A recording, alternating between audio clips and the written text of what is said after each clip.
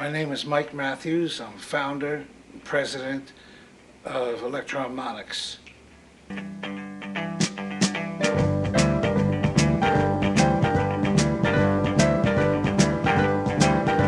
Nice to see you, baby, sitting up a tree. Then Kissing.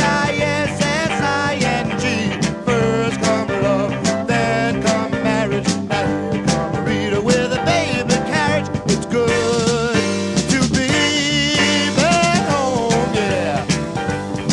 Where the nights are warm and wonderful. You're so wonderful, yeah.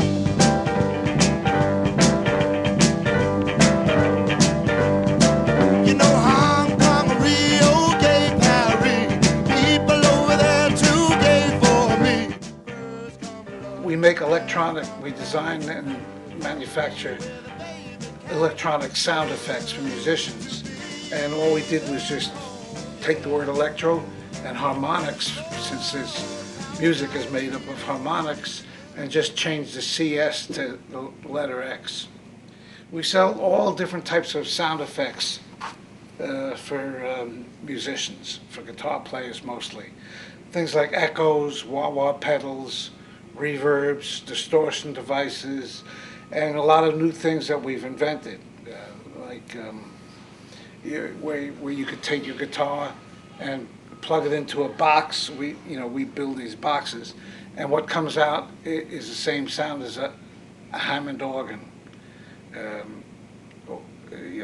Things like that. Before I founded Electro Harmonix, I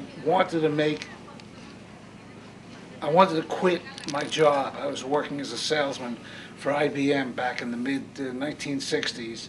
I wanted to quit my job so I could go out and try to become a rock and roll star. So, but I was married, my wife was conservative, so I wanted to make a little pile of money for her. And at that time, the Rolling Stones had their big hit, Satisfaction. I can't get no. And it went on week after week after week. It was #1. And the sound on the guitar riff was the sound of a distortion unit. They call it the fuzz tone. And so all the guitar players wanted to have fuzz tones, but the company that made them couldn't build them fast enough. So I started making fuzz tones with a guy that had a design,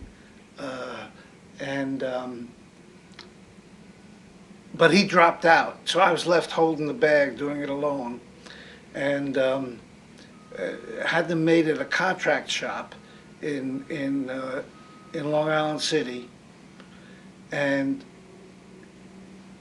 the founder of Guild Guitars wanted to buy all of them, and by this time Jimi Hendrix was hot, and so he decided to call them Foxy Lady.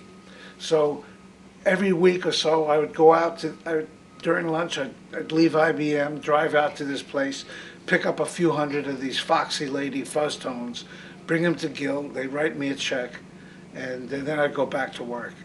So that was the start. And then actually Electro Harmonix itself, though, was founded about a year later, and that's a whole story in itself. The most successful product was back in the mid-1970s, around 1975. We had a product called the Small Stone Phase Shifter, and we were building and shipping 6,000 of them every month. Well, Jimi Hendrix, who happened to be a personal friend of mine,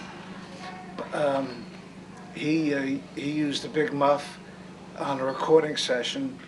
I forget the name of that guitar player that was the key guy for Pink Floyd. He used a big muff. John Frusciante, the Red Hot Chili Peppers, used the Holy Grail. Jack White uses the big muff. Almost every musician at one time or another has used Electro Harmonix pedals, because ours are the best. Personally, a lot of people think I play guitar, but I don't play guitar. I used to play keyboard. I was really good back in the early 1960s.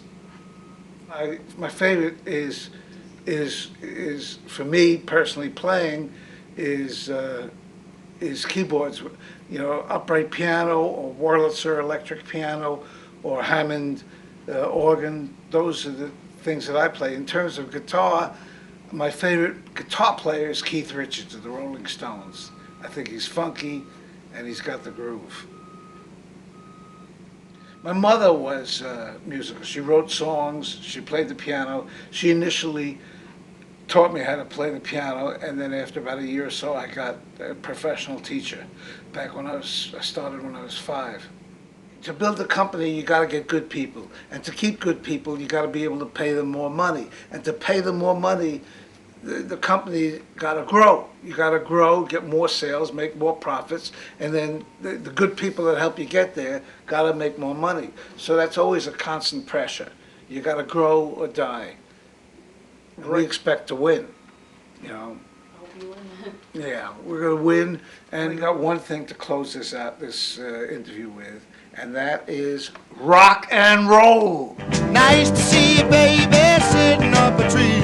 K-I-S